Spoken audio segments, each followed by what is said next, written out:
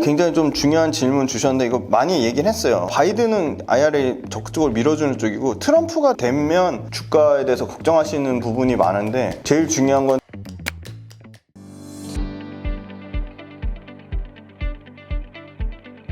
지금의 조정장은 여러분들에게 온 경제적 자유를 얻을 수 있는, 즉 부자가 될 수 있는 좋은 기회라고 생각합니다. 조정이 끝나고 앞으로 도래할 상승장에서 장기간 폭풍 성장에 초과 수익을 낼 수 있는 기업들로 여러분들의 포트폴리오를 반드시 만들 수 있습니다. 진짜 오를 기업을 찾는 방법을 꼭 알려드리겠습니다. 해당 영상 고정 댓글 링크를 통해서 신청하실 수 있습니다. 많은 관심 부탁드리겠습니다. 감사합니다.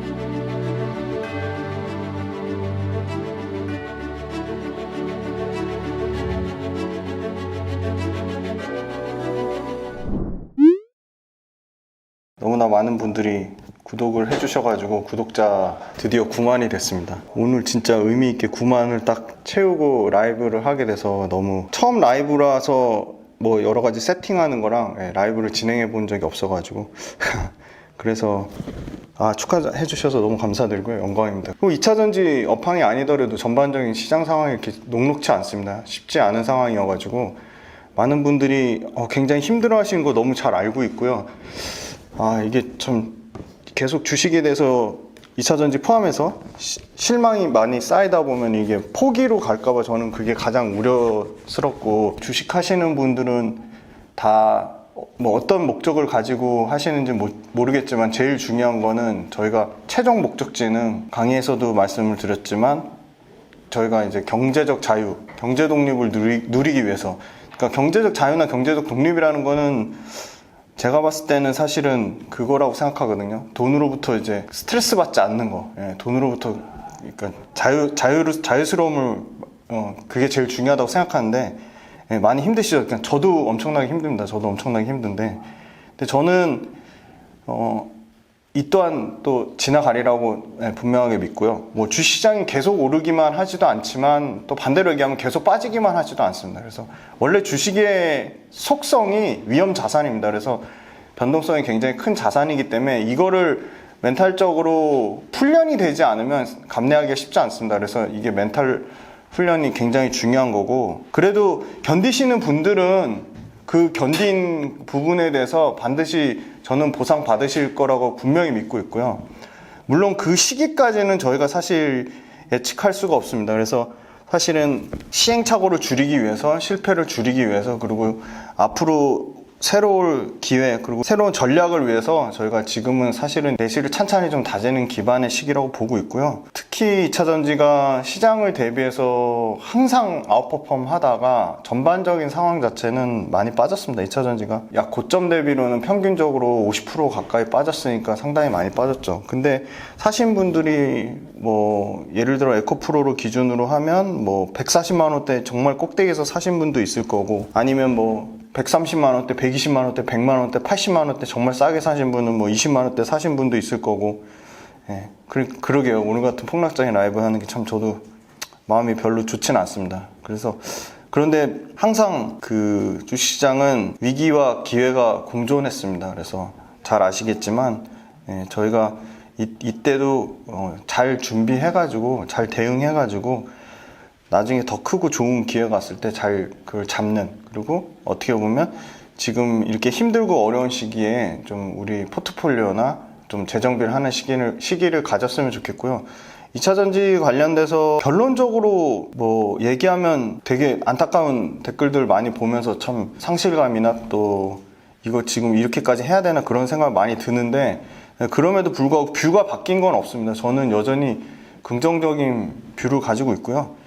그래서 사실 주가 하루하루 일일비를 안 하시고 큰 그림을 보시는 게 제일 중요하고요. 큰 그림을 보시려면 업계 돌아가는 상황도 아셔야 되고, 개별 기업들이 갖고 있는 어떤 이슈도 자세히 파악하고 계셔야 되고, 분기별로 실적도 계속 체크를 하셔야 되고, 제일 먼저 나왔던 에코프로 실적 관련돼서 말씀드리면 에코프로하고 에코프로비엠 모두 실적이 영업이익 기준으로 60% 넘게 빠졌죠. 근데 60% 빠진 거는 리튬 판가 빠진 부분에 대한 영향이 가장 큰데, 공매도를 억지로 눌려놓은 부분도 있고 공매도 잔고가 좀 줄지 않고 있죠. 그런데 에코프로가 사실은 리튬 가격 관련돼서 다른 이제 포스코 퓨처엠이나 LG화학보다 밸류체인 내재와 관련돼서 소위 말하는 완성차 업체가 리튬을 사서 공급하는 그 사급 비중이 아직도, 물론 에코프로 그룹 자체의 클로즈드 루프 시스템이라는 엄청나게 포스코 그룹보다 먼저 자체적으로 밸류체인, 그러니까 원자재를 수직 계열화하는 게 상당히 잘 돼 있는데, 그 포지션이, 그러니까 에코프로 자체가 수직 계열화돼서 에코프로 BM 양극재에 들어가는 수산화 리튬을 내재화하는 비율 자체가 아직까지는 상당히 많이 부족합니다. 그러니까 뭐 퍼센트로 치면은 40% 미만이니까, 반대로 얘기하면 더 그게 내재화되면 내재화될수록 에코프로 머티리얼즈 전구체나 에코프로 이노베이션의 매출 비중은 커질 거고, 그 다음에 에코프로 BM은 마진율이 좋아질 겁니다. 그런데 아직은 소위 말하는 100%로 봤을 때 포지션 자체가 상당히 낮기 때문에, 저는 반대로 얘기하면 그게 기회가 있다고 보는데 시간은 걸릴 거예요. 왜냐면 에코프로 그룹사도 에코프로 머티리얼즈 전구체의 생산 능력을 계속 확대하려면, 외부에 밝힌 생산 능력 확대가 되려면 기본적으로 자본력, 투자가 들어가야 되고, 그 투자에 필요한 여러 가지 엔지니어도 필요하고, 그 다음에 뭐 땅도 필요하고, 가동률도 나와야 되고, 양산 수율도 나와야 되기 때문에 상당히 그런 부분에 대해서 시간적인 소요가 됩니다. 시간적인 소요도 되고, 그 다음에 그게 실적으로 반영되려면 또 시간적인 소요가 되고, 그래서 에코프로 그룹이 잘 가야지. 왜냐면 에코프로 그룹이 대장주니까 포스코도 가고, 사실은 다 2차전지가 전반적으로 가는데, 에코프로 그룹 자체가 좀 힘든 상황이 나오니까 상당히 좀 전체적으로 2차전지 업체들이 힘을 못 받는 것 같아요. 그래서 고점 대비 많이 빠졌고, 어제자 기준으로 말씀드릴게요. 어제자 기준으로 평균 약 회복이 전혀 안 됐죠. 한 48% 빠졌고, 배터리 셀 쪽은 40%, 그 다음에 원자재가 한 45%, 오늘 것까지 반영해보면요, 양극재가 한 50%대 정도 빠졌고, 근데 또 종목별로 또 철저하게 또 차별화되는 거는, 전체적으로 모든 2차전지 양극재 업체가 다 빠진 건 아니고, 그 와중에 TC 스틸, 그 다음에 사마알미늄 동화기업이라는 회사는 최근에 상당히 많이 올랐고요. 에코프로 BM하고 에코프로, 그 다음에 LG 에너솔루션만 지금 실적이 나왔잖아요. 그래서 사실은 생각보다는 예를 들어 포스코 퓨처엠이나 코스모 신소재, 그리고 뭐 LNF는 에코프로 BM만큼 또 이익률이 또 빠지지 않을 수도 있습니다. 왜냐면 개별 기업마다 그 원자재를 사급하는 비중 자체가 다르기 때문에, 그래서 그런 측면은 조금 더 추세를, 그러니까 다른 소위 말하는 2차전지 밸류체인 회사들이 실적 나오는 걸 좀 봐야 될 것 같고요. 그래서 전체적으로는 다 빠지지만 그 와중에 또 차별화된 주가 상승 퍼포먼스를 가지는 기업들이 있다는 걸 말씀드리고, 그 다음에 두 번째는, 이거는 최근에 코스피하고 코스닥의 한 달치, 그리고 120일치, 네, 이건 코스닥의 20일치, 네, 120일치, 그 다음에 1년치인데요. 여기 보면은 일단 코스피에서는 최근 한 달 동안 수급을 보면 2차전지 관련된 회사가 하나도 없어요. 포스코 인터내셔널 뭐 2차전지 관련된 회사라고 말하기에는 조금 어려울 것 같고, 그 다음에 조금 긴 호흡으로 120일로 봐도 코스모 신소재가 그래도 2차전지 중에서는 한 4개월 누적으로 보면 유일하게 한 뭐 3천억 정도 순매수 들어온 게 있네요. 그리고 코스닥 쪽에서 보면은 최근 한 달 보면 오히려 기간은 엄청 팔았는데, 수급상으로 보면 에코프로가 461억 정도가 순매수가 들어왔고요. 나노신소재가 378억 정도 순매수가 들어왔습니다. 근데 이걸 또 장기 흐름으로 보면요, 4개월 정도, 120일 누적 순매수로 보면 에코프로 지금 한 1475억 정도가 지금 순매수가 돼 있네요. 지금, 그죠? 에코프로가. 누적적으로 보는 거는 사실 에코프로밖에 없고요. 최근 순매수를 봐도 에코프로나 나노신소재 정도밖에 없습니다. 그러니까 그만큼 수급이, 외국인이나 기관 수급이 좀 수급상으로 이렇게 관심이 상당히 좀 많이, 뭐 여타 반도체라든지 아니면 제약바이오 쪽, 비만치료제 쪽이라든지 이런 쪽에 좀 많이 수급의 이슈에서 좀 많이 소외된 측면이 사실 있고요. 상당 부분 좀 뺏긴 측면이 있고. 그런데 저는 이분이 말씀 잘 하셨는데, 대형 수주 공시가 사실은 그 LG 에너솔루션하고 도요타하고 이제 드디어 나왔고, 그 다음에 그게 뭐 계약 규모로 치면 30조인데 LG 에너솔루션하고 도요타하고 그 공급 계약 맺은 거 외에 별도로 LG화학이 LG 엔솔을 거치지 않고 다이렉트로 직접적으로 양극재 또 공급 계약을 2조 9천억 정도로 맺었단 말이죠. 그러면은 사실은 이게 LG 에너솔루션이 도요타 납품하는 게 단발성은 아니라고 보는 게, 도요타가 그 전기차 판매 자체로는 굉장히 판매량이 떨어지고 후발 주자에 해당되지만 배터리 관련된 기술력은 상당한 기술력을 가지고 있어요. 그러니까 배터리 특허만 지금 14,000건 이상 될 정도로 완성차 업체 중에 배터리 셀에서는 압도적인 기술력이 LG 에너지 솔루션이고요. 완성차 OEM 업체 중에서는 도요타가 배터리 관련된 특허를 가장 많이 갖고 있음에도 불구하고 사실은 그 파나소닉에 발주를 안 주고 LG 엔솔에 줬다는 거는 저는 굉장히 의미가 크다고 보고 있고요. 네, LG 엔솔하고 도요타 그걸 필두로 아마 혼다 이제 얘기가 아마 나올 거고요. 지금 삼성 SDI 유럽 쪽 출하량이 나쁘지 않거든요. 그래서 삼성 SDI 쪽도 아마 충분히 추가 계약의 가능성이 있다고 보는 게, BMW 고가 차종하고 삼성 SDI 발로 수주 원래 뭐 6, 7개월 전부터 얘기가 나왔었는데 그 뒤로 후속이 안 나왔던 게 볼보 쪽이 있습니다. 그래서 볼보 쪽에 대한 기대감을 좀 갖고 있어서 아마 장기 공급 계약이 사실 취소됐다기보다는 좀 하반기로 미뤄진 부분이 지금 10월 달이니까 11월, 12월 달에 좀 기대를 좀 해볼 수 있지 않을까, 좀 그렇게 보고 있고요. 그걸 어떻게 유추해 볼 수 있냐면, 금액만 나오고 계약 상대방이 이제 미공시로 가려져 있긴 한데, 뭐 엔시스라든지 그 다음에 뭐 코인테크라든지 이런 장비 회사들의 뭐 발주가 지금 나가고 있습니다. 지금 원래 그게 상반기에 나와야 될 물량인데 지금 계속 하반기에 지금 이연돼서 지금 장비 발주가 먼저 나가고 있거든요. 그래서 장비가 먼저 세팅이 되고 최소 12개월에서 18개월 되면 이제 거기서 이제 양산을 하고 그 중간쯤에 이제 양극재나 음극재나 소재가 들어가기 때문에 장비 발주가 스타트 끊는다는 거는 소재 업체들도 좀 들어갈 가능성이 높다. 근데 2차 전지가 아무래도 가장 대표적인 구조적인 성장주기 때문에 계속 투자를 하려면 자본력이 있어야 되고 결국은 외부에서 자본을 싸게 조달을 해와야 되잖아요. 근데 지금 금리에 대한 과도한 그게 얘기가 나와서 그거는 시장에 굉장히 좀 부정적인 요인이긴 합니다. 근데 그나마 다행인 거는 이제 뭐 포스코 그룹사나 에코프로 그룹사 대장주들이 현금 흐름이 나쁘진 않아요. 계속 영업 활동으로 발생하는 현금 흐름이 계속 플러스로 커지고 있기 때문에 그 부분은 다행이긴 한데, 그럼에도 불구하고 추가적으로 계속 캐펙스를 증설하고 해외에서 계속 그 모멘텀을 얻으려면 자본이 계속 필요하고, 그래서 굉장히 힘들 뻔했죠. 그 에코프로 머티리얼즈가 만약에 상장이 안 됐으면 이게 산업적인 측면도 있지만 에코프로 그룹사 측면에서도 추가 증설이 어떻게 보면은 6천억 이상의 자금이 들어오는 건데, 에코프로 머티리얼즈 상장을 통해서 그게 올스톱도 될 수 있었던 건데, 다행히 에코프로 머티리얼즈 상장되면서 앞으로는 이제 안 좋은 뉴스보다는 좀 좋아질 뉴스가 더 많지 않을까, 계속 그렇게 보고 있고요. 말씀드린 대로 4분기에 저도 소재나 장비 수주 공시가 좀 많이 나왔으면 좋겠고요. 아마 나올 가능성이 뭐 충분히 있다고 봅니다. 물론 시간은 걸리겠지만.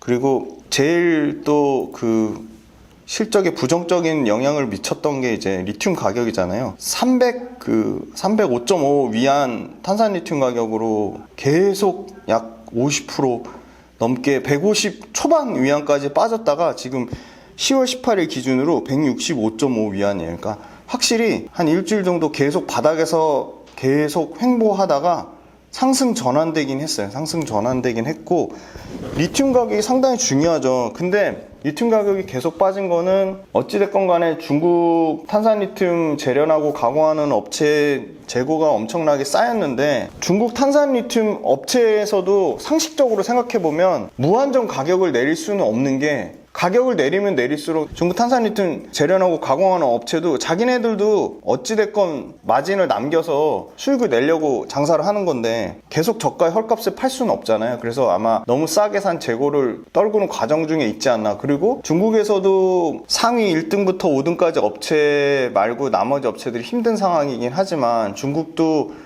CATL이나 BYD나 뭐 EV 에너지나 고션 하이테크나 이런 회사들이 계속 글로벌 해외로 진출하려고 하고 있잖아요. 북미가 막히니까 우리나라랑 합작 형태로 공장 지어가지고 꼼수를 부려서 북미에 진출하려고 하고, 아니면 북미가 잘 안 되니까 유럽으로 상당히 많이 진출하려고 하려면 결국은 중국도 신차 모델이 나와야죠. 경쟁력 있는 모델이 계속 다양한 디자인에, 그리고 다양한 성능에, 꼭 LFP 배터리가 아니더라도 다양한 신차가 나와야 되는데, 그러면 중국도 신차가 나오려면 수많은 LFP 배터리에 들어간 탄산리튬이 필요하다고 보고 있고, 탄산리튬 수요량 증가세가 그래도 다행인 거는 9월달보다는 10월 지금 10일까지 집계된 거는 9월 대비해서는 MOM 전월 대비로 10% 넘게 수요량이 좀 증가했다고 들었거든요. 그래서 리튬 공급이 오버되는 상태는 전혀 아닙니다. 왜냐면 리튬이 전기차 배터리에만 쓰이는 건 아니고, 집계를 전기차 배터리만 집계를 해서 그렇지 전기차 배터리 외에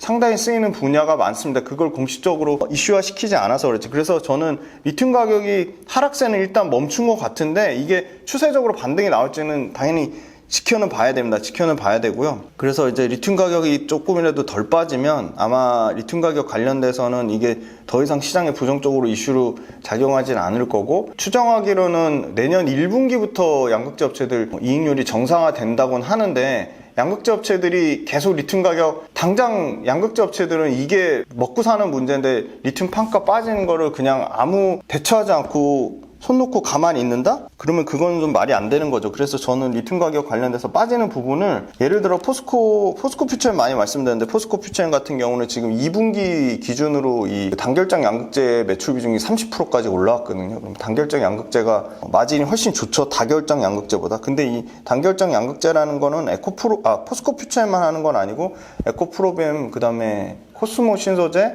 LG화학도 다 지금 진행을 하고 있거든요. LNF까지. 그래서 단결장 양극재로 가면은 사실은 리튬 가격 빠지는 부분을 양극재 자체의 경쟁력, 양극재 자체의 기술 진입 장벽과 양극재 자체의 생산 원가 절감 효과로 마진을 개선할 수 있는 거죠. 그래서 그런 부분 기대감을 갖고 있는데, 포스코 퓨처엠이 5월 달에 단결장 양극재 스타트를 끊으면서 그 부분을 상당히 원가 절감 효과, 원가 절감이 단결장으로 가면 최소 10% 이상 원가 절감이 된다고 해요. 그래서 그 부분이 앞으로 많이 커질 거고, 보니까 24년 기준으로 단결장 양극재 매출 비중 40% 넘게 커질 거라고 봅니다. 그러면 포스코 퓨처엠이 가장 좀 마진이 좀 좋아지지 않을까 보고 있고요. 그리고 그걸 잘해요. 지금 에코프로가 미국에서 탄산리튬을 엄청 싸게 사재기를 잘 들어와가지고 리튬 가격 막 박살나도 에코프로의 그 핵심 자회사죠. 에코프로 머티리얼즈, 수산 리튬을 가공하는 에코프로 머티리얼즈의 그 영업이익률이 그렇게 크게는 안 빠지더라고요.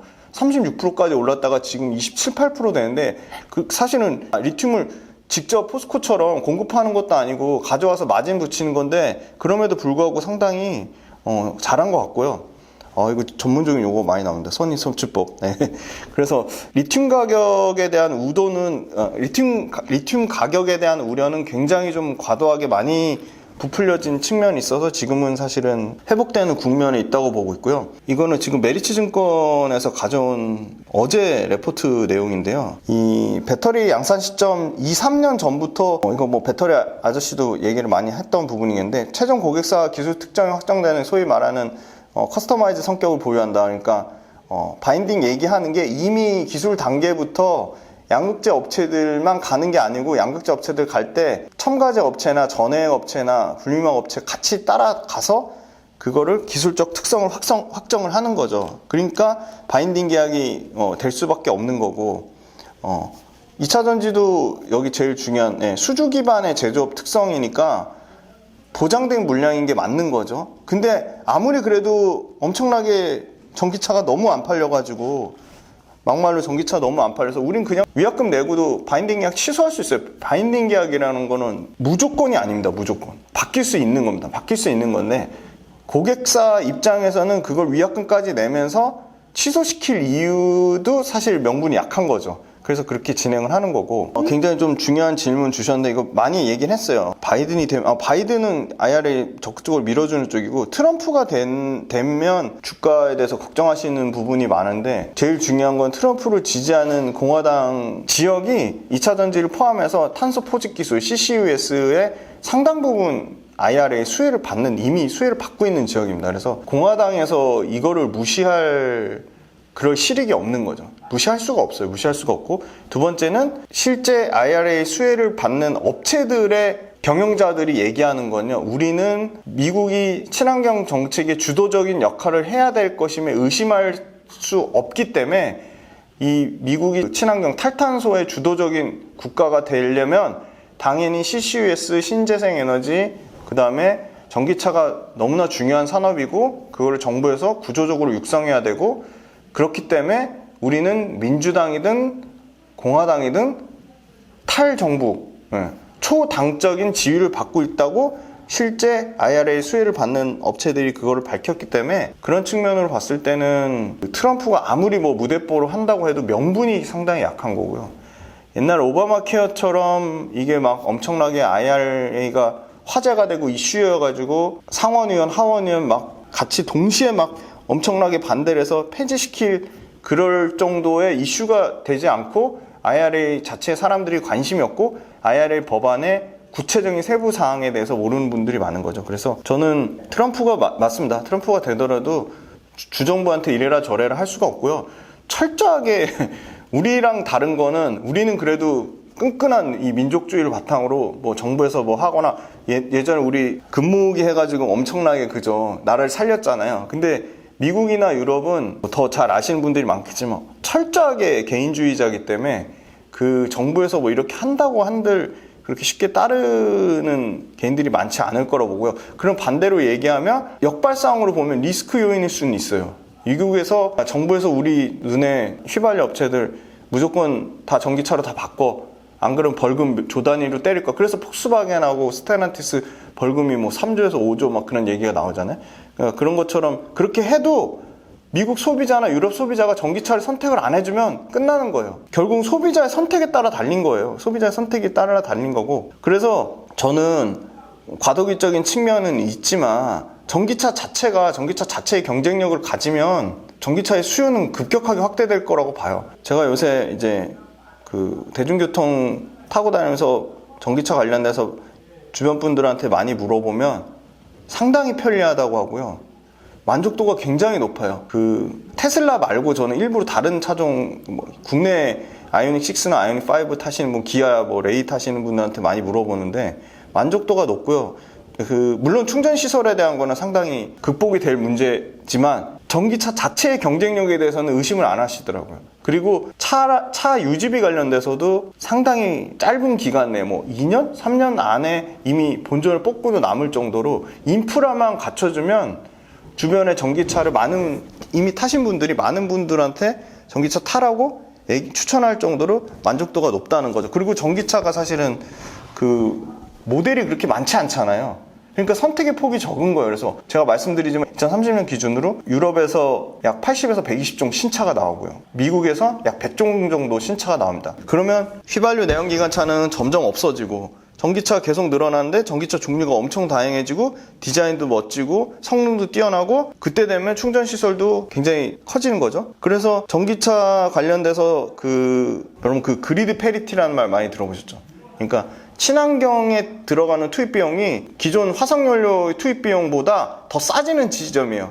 근데 그 그리드 페리티 시점 기준으로 배터리가 1불당 100기가와트시 정도면, 사실은 100기가와트시 정도면 이제 그 그리드 페리티를 넘는 시점, 그러니까 친환경이 훨씬 더 싼 시점이 오는 건데, 지금 거의 그 시점에 육박을 했어요. 지금 전체, 그러니까 비싼 전기차 다 포함해서 평균 때린 걸 말한 거예요.